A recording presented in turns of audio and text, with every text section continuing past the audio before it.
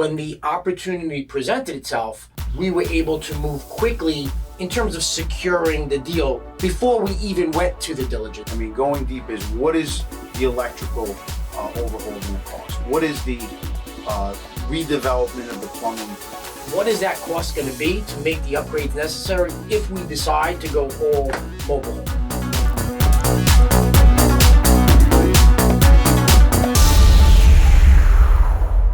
And we're back on the Mobile Home Park Exchange podcast. I'm your host, Frank Rizzo. Joining me is my partner, Eric Busuttil. How are you today, Eric? How you doing today, Frank? I'm doing very well, Eric. And I'm very excited to be here, right? And I'm very excited to be here.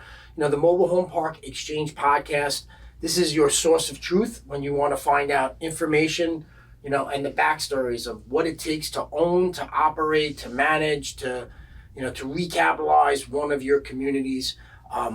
We want you here listening. And of course, obviously, we want to get your feedback. So if you have questions, go to the Mobile Home Park Exchange. And we'd love to get your questions and feedback. Today, Eric, we are going to talk about a recent acquisition. And really, the interesting part of this was the debate that you and I had leading into the acquisition of this park. And the reason why I think this is so prevalent and important for people to understand is because of the way the community is set up. It is something that we're seeing more and more of. And I think it's something as an operator or somebody getting in the manufactured housing space, you have to have a plan and an understanding of what this means and how this might change some of your operations. So what are we talking about here? We're talking about a mixed community with manufactured housing, right, or mobile homes and RV spots, right? So when you have this mix, you essentially have two different businesses that you're running. And you know, for a lot of years when we started, or at least in the beginning, we shied away completely from the RV component because it's really a different core competency. However, we just closed on Walnut Creek, which is in a market that we're very, very familiar with. We've done our homework on, we were very comfortable with. But here was a park, just to lay it out to everybody who might not be familiar with Walnut Creek. Here was a community when it was originally built back in this early 70s, was a 100% RV community. 280 RV sites on an 11-acre lake that we also was part of the acquisition.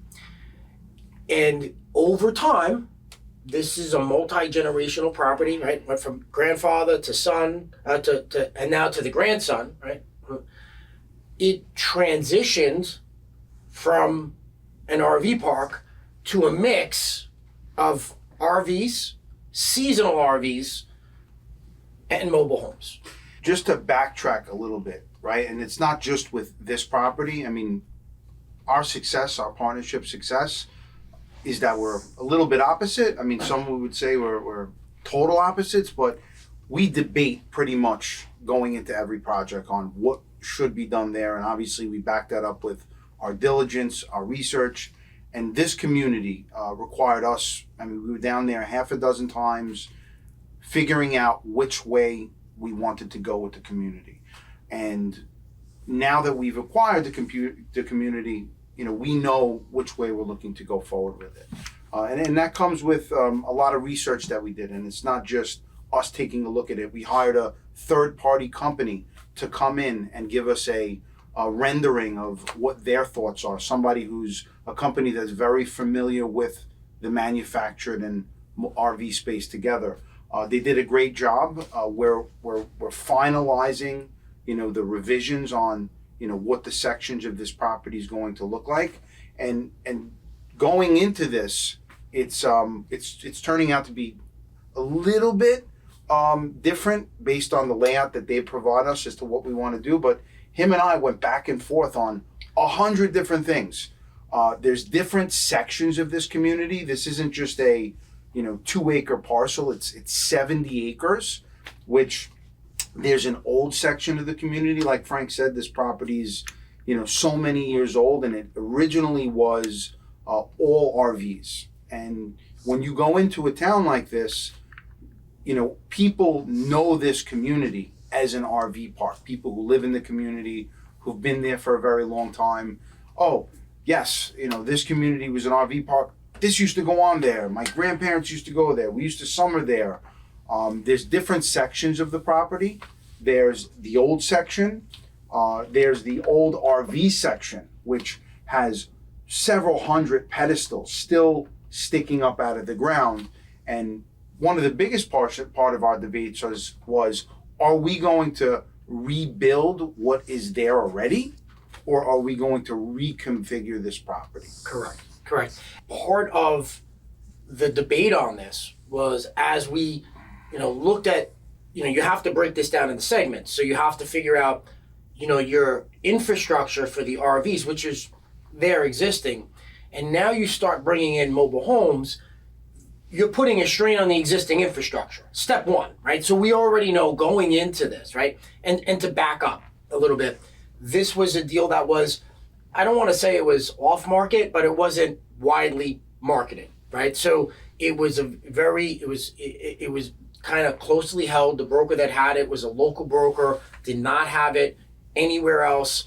It was priced significantly higher than we stepped in. There was a deal in place. Contract fell out. Now, Eric and I had been familiar with that property because we're already in that town, right? So that helped us in the diligence phase because we're already in that city. We're familiar with the other parks in that community, and having driven this site multiple times just to see what our competitors were doing, when an opportunity came up, we already had familiarity with the park, with the community, some of the pluses and minuses, even though we didn't have the details, right? So if you are in an area, right, the first step is that you should know who your competitors are, right? So when we go into an area, we know the biggest parks that are there, who the players are, what they're offering, what their competitive values are, what disadvantages they have.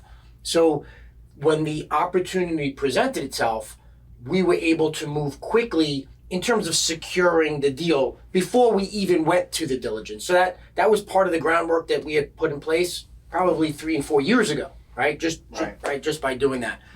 But we knew RVs, it's a different type of infrastructure that's needed internally. This isn't city water. It's city water, but it's not city sewer. And the capacity on the mobile homes was going to be significantly higher than the RVs. And the former owner hadn't changed that, and that was creating some issues. So this is where some of the debate came in. Hey, what is that cost going to be to make the upgrades necessary if we decide to go all mobile home? And we did a lot of this homework before we got there, right? Like Frank said, we knew the market. We were already in the market. Having a knowledge of the market is super important. One of the things that we went back and forth with is, like I was saying before, is, are we going to move the RV section or keep it? Because right now before we bought it, it was kind of mixed together, right? Think about it, 70 acres. I mean, there's a section with RVs, then there's a section with homes and RVs, then there's a section with cabins, then there's a section with homes. We've decided. And it was just a mishmash, right? No rhyme or reason. And then you had newer homes, which was, so you had high value newer homes, and then to get there, you were really going through probably some substandard housing inventory, whether it was campers or park model homes, which people were living in year round. So here you have your high value assets in the community, but to get through that, you had to go through, you had to get through some things that just didn't align correctly. And one of the debates that we had was, are we going to, again, leave it the way it is or separate it? We've decided to separate it, right? So like Frank said, I mean, when you live in a mobile home, you don't want to hear an RV pulling into a property at 2:00 in the morning, right? But if you live in an RV, or if you're RVing there for the summer or seasonally or whatever, it's okay if you hear another RV move in the middle of the night. So we put ourselves in those shoes, and obviously with our research and with the company that we hired, we realized it's more beneficial to keep them separated. Although we plan on having the manufactured housing community and the RV community share in some of the amenities in kind of a middle section where they can both use a park area. We have a lake. There's a man-made lake there, a 20-acre lake, man-made. You can fish in it all the way around the lake. So both communities are going to be able to share with this amenity. We're going to have some stations where people can, obviously take showers. These RV communities, there's shower areas and stuff like that is what they're going to be sharing. Eric's right on that. And that wasn't really the I think that was the easiest part of the conversations that we had on that. I think we kind of knew we wanted to separate RV from mobile home. I knew. I knew. I think the question was, do we want to tilt? Hold on. You wanted to keep it together. No. At first, you wanted to keep it together. I took the position of, we've got to separate it. That is... and I ended up being right, as I usually am. That is fake news and revisionist history by my partner, Eric, but we'll let that slide because... You got to let the old guy win sometimes. So I'm just going to let him pass. We'll pass on this one. But I guess the biggest debate that we had here, right, was the tilt. So you already have existing housing stock there, right? We had mobile homes, we had RVs. Now there's vacant pads that had to be filled, and then there's this vacant 11-acre site that can be developed. So the real challenge was, where do we tilt, right? And this is where we spent a lot of time going back and forth on what we thought would serve best for the community moving forward. So when we hit the ground running. And we both had differing views on this, right? And the idea was, do we lean more towards the RVs, right? Or do we lean more towards the mobile homes?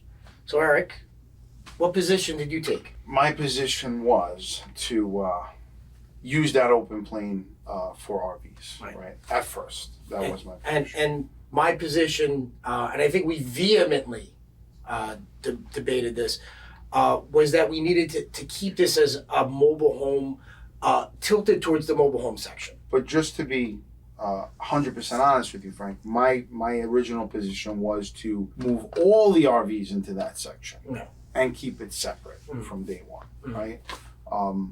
We've decided to use that section for mobile homes, manufactured homes, and put the RVs somewhere else. But why were you so adamant about building out that section for RVs? It's like, what were you thinking? In my mind, what I was thinking was, even though there's already electrical pedestals in other areas of the community, they're old. They have to be redone anyway. Most of them have to be redone anyway. If we're going to redo them anyway, these old lots which were originally RV lots, they've already started to evolve into manufactured housing lots. So you have several pedestals, and then you have a mobile home that's there, right? And you have this down a few of the lines where, the RV, the setup is there for the RVs already, but it's already been taken over by a manufactured home. And there's a big portion of the property that has this already. So in my mind, we're going to have to redo it again anyway, rather than move some of the homes off of these areas and into the new developed area of the property. We should maybe leave them there, as well as the fact that, the open area of the that we're speaking of, it's right next to the lake, right? So RVers, right? If you have amenities or visuals, if you have that lake and you're going to do a seasonal RV community, it's just a big draw, right? It's also going to be a big draw for the manufactured housing, and that's where Frank pulled me that way. But that was my original thoughts on it. So the issue though for on my side was that the RV business, it's a separate business, right? And you have a lot more variable expenses in doing that. And in taking that space, now granted, these original sites, if you're going to buy a park that was built in the 70s, right? The RVs or even the mobile homes that were designed during that time, the lot sizes are different, right? The homes are bigger, the rigs are bigger today than they were 50 years ago. So you're going to have to make some modifications to those lots. However, based on the location, we would lose more converting that location to mobile homes than we would RVs. Like, we're going to lose less RV sites than if we turn that existing strip into mobile homes. We're gonna lose more usable sites, which at the end of the day impacts value, right? And if we're looking at value down the road, whether it's for a refinance or an exit, right? So you always have to begin with an end in mind. You're going to invest, all of this money. You want to make sure you're going to get the value back. We're going to end up losing more sites, and I think that's where what I hung my hat on, and then breaking down those numbers. We would lose too much in value having kept that strip there. Well, it would have been nice to do that. We would have lost more in value, and yes, we would have got more RV sites. But again, that could be, like you said, a seasonal business. You might go through times where your occupancy is at 25%, and then other times where your occupancy is at 70 or 80%, right? So, and that unpredictability was not something I was very comfortable with. Listen, and we're going forward with that plan, and this is where us talking about it back and forth comes into play. I mean, you have to go there, you have to walk the grounds, you have to do the research, you have to understand what your numbers are going to look like, whether you go this way or another way. What's it going to cost you to put that turn that section into an RV section, move over the electrical components there, you have to put all these numbers together, and then you have to look at, like you said, Frank, what is my end value going to be if I get this done this way, or if I get this way done that way. But I think you're in your explanation of it, you're right, but how we went about it is what's key. It's the breaking down of each segment of it, right? What are we doing? Why are we doing it, right? What is the anticipated cost? How much time is it going to take? Do we need it or do we want it, right? And who are the people that are going to have to do this work, right? Without having those answers, right? And breaking down each point of that, CapEx, potential CapEx project, without having that back and forth, right? You don't know. So, we broke out an entire CapEx project, right? That's going to encompass 36 to 48 months. I mean, this is not a simple, quick, put some, lipstick on the pig and put it back out to the market. This is something that's going to require, intensive effort. And we have a 36-month to 48-month plan to getting those additional sites activated, to getting the infrastructure improvements needed that's existing, and to make sure that the community is operating on both the manufactured housing side and the RV side. So, I mean, I know you're painting a wide brush on it, but I mean, we did a lot of debating on that entire project. Listen, I'm not painting a wide brush. I mean, we are skimming the surface in this conversation with the amount of research and homework. Don't skim, go deep. Going deep, we need a pen and pad, Frank. I mean, going deep is, what is the electrical overhaul going to cost? What is the redevelopment of the plumbing going to cost? I mean, we're bringing in, a handful of additional septic systems, pumping stations, moving of homes, redoing decks, redoing skirting, reconnecting homes, misplacing people. I mean, people are going to have to move out of their homes for a temporary period of time while we move these homes in. All of this has to come into play. And that's a great point, because what was done, right, to maximize the space there, right, and they're not utilizing this to capacity. They have some homes broadside, which really should be, maybe perpendicular. And that's a great point, Frank. And just to give everybody a real visual, I mean, this park is, 50, 60 years old. And just like many properties like this, they're not put together. They're not planned before putting together. They're built over time and in little sections that kind of evolve into what it is today. We're going to a property that's great community, great piece of land, but exactly what Frank said is the homes are just not configured right. If you were to develop a new property nowadays, you would get a plan, hire an architect, get a rendering to make the best use of the property, right? So what we're doing is we're taking the old property as it is, where the lots are, where the infrastructure is, getting a new plan, and now we're trying to mesh it together that is it's most cost effective for us, and we're still getting the best use of the space. Correct. And one of the things and this is where having a partner and having these conversations are really important, right? So there's a huge community center there, probably about 9,000 square feet, 10,000 square feet. It's actually 9,000 square feet. A huge steel building that was a community rec center that's not being utilized. But it's a big steel building. Unfortunately, well, it's not being utilized for what it could be utilized for. Correct. It's being utilized right now as a storage shed, basically. And it was built at a time when this park was complete RV, right? And so when you had 280 RV sites, it has a bathroom area, which obviously is out. It's out of order. It's not working. I mean, it has kitchens, which again out of order. It has HVAC systems. It's out of order, Frank, but the infrastructure is there. But it's obvious. Again, it's not being utilized. No. The HVAC systems are there and working. Right. Not all of them. The exhaust systems are working. Correct. Right. The structure of the building is excellent. Right.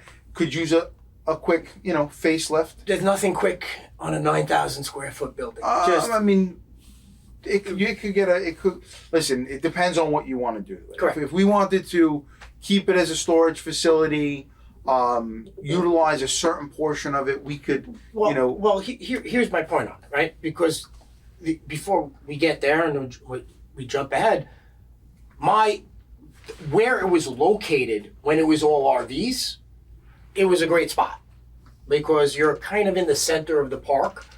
But when you have full housing, right, that you're going to be utilizing, when you got housing that's going to be utilized there, and that really wasn't going to be in the design where the RVs were going to be the focal point, now you have a problem, right? So here's the problem. You eat up a lot of the space in front because no one wants to live in front of a community center, right? You have a 9,000 square foot community center. If it's only going to be utilized for that, now you need to have employees to watch it. You can't allow people to walk in there at any point in time during the day. And so it ate up roughly 20 lots, right? So this 20 potential lots. 20 potential lots. So we looked at it and said, well, my first thought is if it's not really adding value and we don't need that because you're not going to have people that are there recreationally walking through the long-term resident section, then it needs to go. And you were completely against it. You were completely against taking down that building. Right. Why? Why? Because we're going to be bringing in, upwards of 100 homes over the next few years, right? We're going to need machinery, equipment, places to store vinyl siding, skirting, places to work, lumber, right? And to recreate something like that in another portion of the park is going to... My thought was we didn't need 9,000 square feet to do that. Frank, you're right. We could get away with 5,000 square feet, right? But we definitely need something big. I mean, we built a storage shed in another property recently. I think it's like 2,500 square feet. You can't even get in the thing, right? We have 2 tractors on this property. We have a trailer. We have a mule. We have a used car that we purchased for one of our employees. We have a truckload of skirting being delivered, literally a tractor trailer full of skirting being delivered because we couldn't get this specific type of product without ordering an entire truckload. We have 100+ decks that we're gonna have to build. We're gonna need to save money by ordering in bulk. We're gonna need a place to store that stuff. Right now, the facility is not being totally used, but right now about 60% of it is filled with our equipment and materials. So right this second. And again, it's not in the right place looking at what we want to do there, but the cost to move it and put it somewhere else doesn't line up with what we would get by moving it. So to that point, right? So as we brought down our capital projects that we are going to do in this community and how we're going to develop this out over the next 36 months, my thought was the value was in knocking that building down, improving the infrastructure that's there to be able to put more homes, right?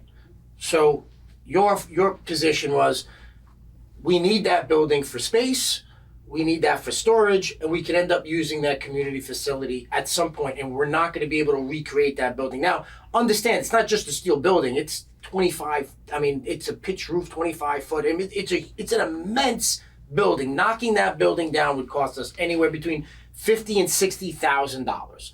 To replace a steel building with electric, with that. And Frank, don't forget, the quality of that building is, it's old quality. It's a great quality building. Rebuilding a building like that, we're not going to get the same quality. Correct. Right? And we're going to pay a premium to try to recreate that building. So the minimum, just the building and the infrastructure, building 5,000 square feet, probably about $30 a square foot, $30 to $33 a square foot to get that built out. And that's not with the same height in the roof. That doesn't include the electric, and there's no plumbing to the building, right? So by the time we also have to redo the ground. You need a slab. Correct. Right? And then we'd have to big cost in that, leveling the ground. And we would have to redo all the infrastructure, right, underneath that build. Because when you rip up that existing, take down that existing building, you're gonna ruin the infrastructure. The septic lines that would have to be replaced. Then we still have to do all the pedestals in front to do that to get those 20, sites back up. And we wouldn't get 20 because it was 20 pedestals that were built on RVs. We would get less manufactured housing if we went my way, right? If we went with my initial plan. But having had written all that out, to your point, having had those conversations where we broke down the numbers beforehand, instead of, going through and making a costly mistake, I realized that to Eric's point, saving that building and then maybe taking that space in the front. So now maybe we split the building in half, keep it for storage. We could use that space. We have a community facility down the road. And in the front, we just expanded the RV section a bit. So it's a lot more cost effective on the CapEx plan. We're saving hundreds of thousands of dollars, number one. We are losing a little bit of value. It's more value, mobile home sites are more valuable than RV sites, but the difference in value doesn't equate to what we would have had to spend, plus the time, energy, and effort of putting that in. So when we weighed it out, we realized, well, we could just expand the RV section a bit more, encompass the front portion of that community facility, have a larger RV section, save the initial investment on tearing down that building, putting up another building, and trying to facilitate all that.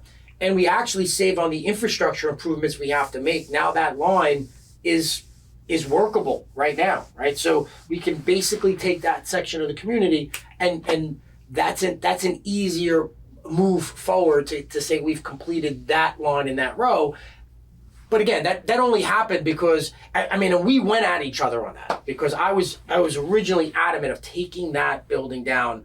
There was very little, I thought there was very little value in keeping it. And one thing I'll point to everyone out there, hold on, Frank, is, and I handle a lot of the operation stuff, not that Frank's not involved with it, but I'm handling a lot of the day-to-day stuff. And if you're going to do a major capital improvement project, you're going to need space for storage. And when you have 70 acres, you need equipment, right? You need the right equipment to take care of the grounds. I mean, we have two very large tractors. You need a place to repair these things. You need trailers. You're going to need to have areas for people to work. You know, when you keep construction workers working, right? I mean, we've had some years of tons of rain, right? You have construction workers on payroll. You need to have a place for these people to work when it's raining, right? So if you have that inside facility, you could have them in there building decks that you could potentially move to the property. There's just stuff that they could be doing while it's raining, right? Having a place to work and store stuff is priceless, guys. So just make sure you're not tearing something down because it's old and decrepit or if it's in the wrong spot. I mean, obviously, take a good look at it. What's it going to cost you to redo it? What could it be utilized for? What's it going to cost you to keep it? What's it going to cost you to move it? And just make sure you know what it is that you need, and just don't tear it down, because tearing it down is typically, it seems easy, and it could create something visual for you, but once you tear it down, it's gone. This is a big project. We're super excited to be part of Walnut Creek, right, and to have acquired it. We're really excited about this. Really is our first entry point into the RV space. We are creating two different business lines. So you'll have your RV section, you'll have your mobile home section, and then this way we can monitor the costs and make sure that we're operating that efficiently, as we're also doing what really is our core competency, which is the manufactured housing.